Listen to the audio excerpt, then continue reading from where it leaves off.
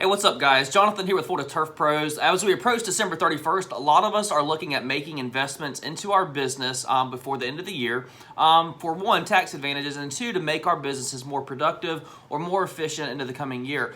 And my question is, how do you go about deciding, what is the best use of those funds? Maybe you need a new mower, a new truck, a new trailer, like you're building out a new rig, or maybe you want to offer a different service lineup to your clients. But again, how do you go about deciding what is going to give you the biggest bang for your buck and where to put that money to get maximum return on investment? I'm going to give you two things to think about, something that I think about at the end of every year. And at the end of this video, I'm going to tell you exactly what we are doing here at my company to improve a couple efficiencies and then be more productive next year. So the first thing that I would say about looking at, investing your money into your company, the first place is always non-billable time, okay? And let me just give you a quick example of this. Like at my company, if I have two guys show up and spend 20 minutes to load up in the morning and then 20 minutes to unload, I'm gonna make this a very simple, easy example. Then basically, let's say if I pay them $15 an hour, so 20 minutes in the morning, 20 minutes in the evening, whenever they unload, it comes out to about $30 is what that cost me after payroll, taxes, and everything. I figured this out, okay?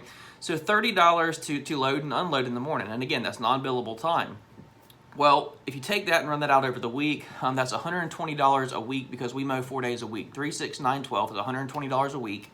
And if you look at it over the course of a month, that is $480 a month just for the 20 minutes of loading and unloading.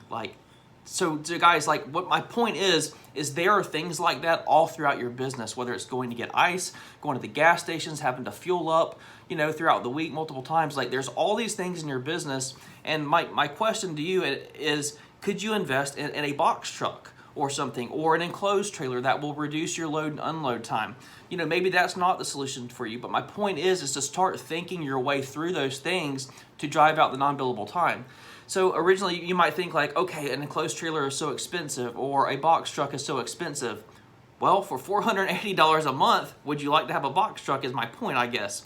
So think in terms of that way, because whatever investment you make in reducing non-billable time up front, it is going to have an exponential payoff throughout the year and in the coming years. It is a one-time cost up front to you that on the back end just pays for itself over and over. It's probably the best use of your money in your company is to invest in things that reduce non-billable time. So think through that. The second thing that I would tell you is that as you're looking to invest in your company, make sure that you are continuing to pick the low-hanging fruit around you, okay?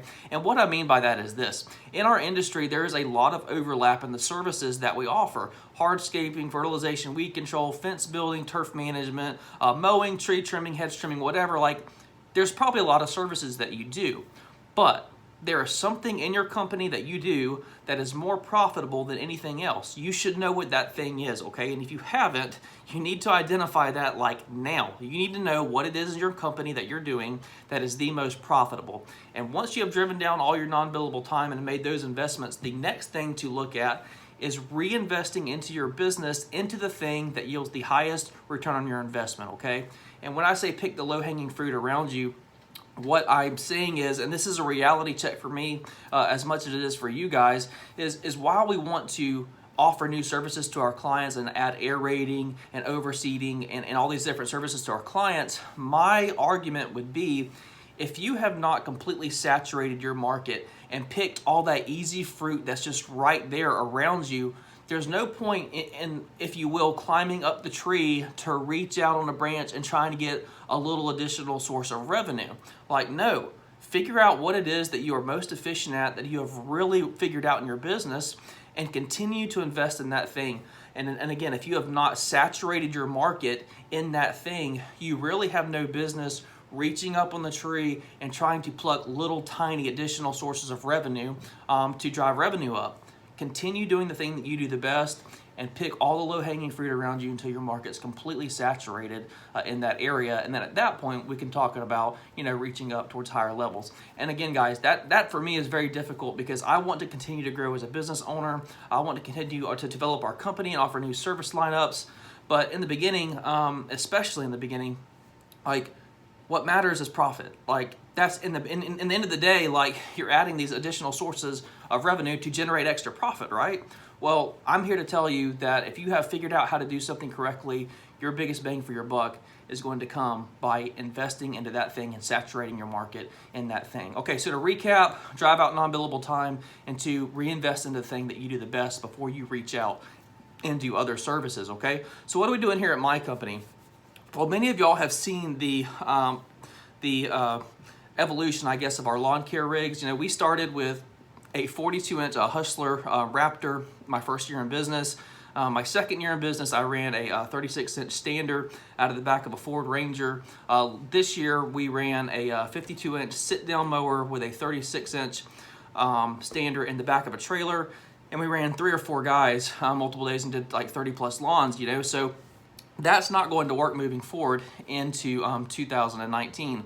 So there's 2 things that I'm doing. Number one is I've rented out some storage units, and we're going to put small trailers in these storage units that can be backed right up into the storage unit, and everything can be loaded down, okay? I'm trying to drive out the non-billable time of loading and unloading in the morning and then evening. I think it's going to be so much more convenient to just hook up to it and go every single day. You know where your equipment is. Everybody's responsible for their own equipment, and they don't have to worry about if something gets left behind. It's just loaded down, and it's ready to go every single morning. So that's one thing that we're going to do to reduce non-billable time.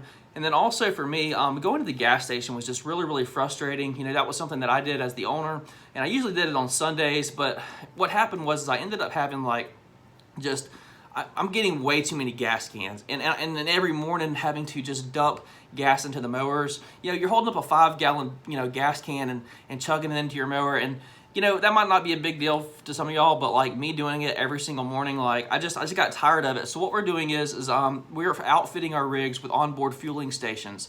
And when I say onboard fueling stations, I mean like whenever we go and gas up, like we're going to be good for a solid 2 to 3 weeks, man. Like it's going to completely eliminate us, or me actually, having to go to the gas station so much. So yeah, whenever we go to the gas station, you don't want to have like a $500 bill, but you know, we're going to be set, and the guys, they can load their just fuel their mowers up right there. Don't have to worry about dumping gas, you know, in cans and then storing all that, you know, miscellaneous gas cans. We're just going to simplify on that, and we're moving to onboard fueling stations for our rigs. So I'm really, really excited about that. So that's just some things that I'm doing on my end that I wanted to share with you guys. But let me know in the comments what you're doing, you know, to reduce non-billable time, or what investments you're making into your business. Or maybe you have already saturated your market in the thing that you do best, and you are offering a new service lineup. Like, let me know. I'm interested to hear from you guys, and I certainly read the comments, and I certainly enjoy kind of just going through that and just getting feedback from you. So anyways, hope you guys are having a great season, a great fall and winter season. God bless, and I'll be in touch, guys. Y'all take care.